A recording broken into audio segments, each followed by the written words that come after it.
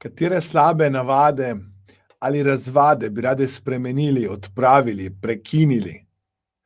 Kaj je tisto, kar počnete konsistentno, konstantno in že naprej veste, da vam ne prinaša dober rezultat? Na področju denarja, kariere, odnosov, zdravja. Kaj je tisto, kar veste, da če bi namesto tega počeli nekaj drugega, konstantno, konsistentno, vsak dan, bi lažje, hitreje, prej dosegli cilje in rezultate, ki bi jih radi dosegli v svojem življenju.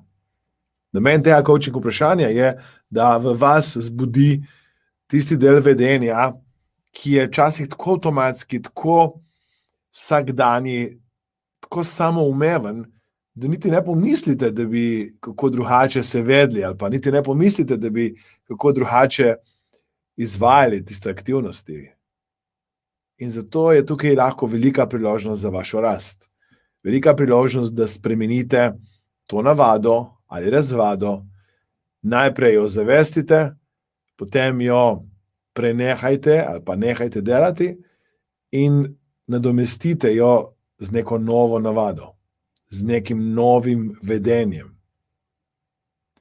In vse, kar rabite, je, da ste 21, 30, 45, 60 ali več dni konstantni, konsistentni, da počnete to navado, da ste vztrajni, da ste disciplinirani oziroma samodisciplinirani in kar naenkrat boste se zavedali oziroma boste ozavestili, da je nova navada oziroma novo vedenje vaša nova realnost.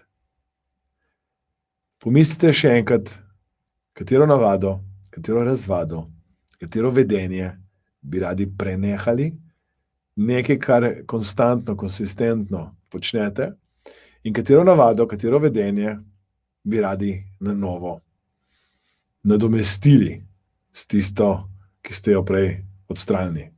Kaj bi radi dodali? Kaj bi radi vzeli? Naredite to danes, postavite si nov cilj, bodite odločeni in z novim vedenjem hitreje in lažje uresničite cilje, ki jih imate. Hvaležen bom, da ta posnetek všečkate, delite, komentirajte, kajti s tem mi pomagate, da pomagam večjemu številu ljudi. Hvala, ker ste, in sedaj je čas, da stare navade, stare razvade prenehate in nadomestite jih z novimi. Začnite z eno in toliko časa vztrajajte, toliko časa dajte biti odločeni, vztrajni, najdite velik zakaj, uporabite tehnike hipnoze oziroma samo hipnoze, uporabite tehnike NLP-ja, ki so za spremembo navad in razvad fantastične. Dajte dobiti coacha, ki vam lahko pri tem pomaga. In zapomnite si, da ko boste nekaj časa novo navado počeli, ko boste nekaj časa samodisciplinirani, bo postala tako avtomatska, da boste v resnici zelo težko ali pa skoraj nemogoče šli nazaj. In to sami že veste, ker ste kdaj kakšno tako navado ali razvado že spremenili. Danes je dober čas za nov začetek. Če je ta posnetek koristen za vas in če mislite, da bi lahko še komu koristil, bom hvaležen, vesel in seveda mi boste pomagali, če ga boste delili, všečkali, komentirali.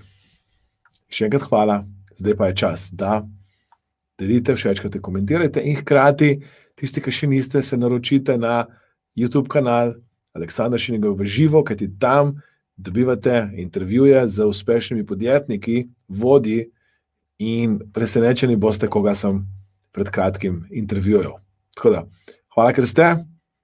Akcija, stopite iz cone udobja in naredite oziroma vzpostavite novo navado, prekinite staro in s tem dosežete cilje in rezultate, ki bi jih radi